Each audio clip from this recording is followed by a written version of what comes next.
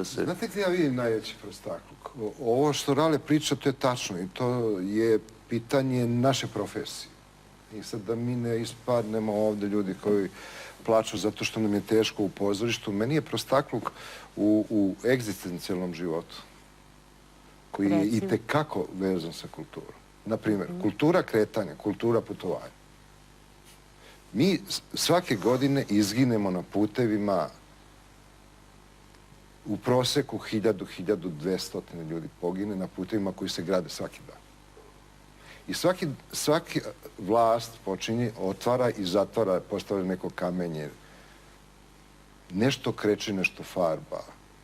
Neki dan sam se vraćao iz jednog mjesta, sad da mu ne pominjem ime. Ja sam očekivao da će me hajduci napasti. I da će me odvesti negde. To je mrak i vi ne znate, sa sreće što je bilo malo mesečne, pa možete da vidite, nemate nigde nikakvog znaka na putu. Vozite se i onda razmišljate zašto nema znakova. To je kultura kretanja. Zato što je neko se setio, ako nas neprijatelj napadne i upadne noću, on će doživjeti takav haos i zagubit će se i nikad više neće izaći iz tih polja i čuva. To je namjerno smišljeno da vi 30 godina ne vidite nijedan znak. 30 km ne vidite nijedan znak. To je rađeno s namjerom, ne može to slučajno da se desi. To je jednostavno u toj taktici da se neprijatelj potpuno uništi.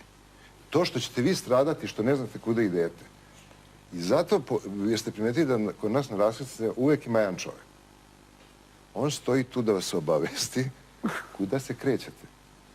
I vi kroz prozor otvarate i vičete, druže, molim vas, kuda je put za Beograd i sad je njegova dobra volja.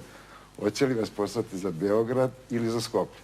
A obično za Skoplje. A obično za Skoplje, jer on mora da ima neke radosti. Zabavnije. I tako.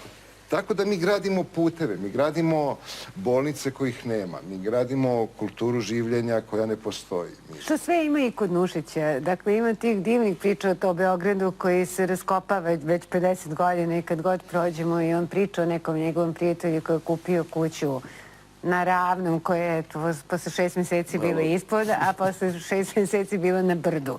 Dakle, stvari se po svojoj prilici zbog nečega ne menjaju.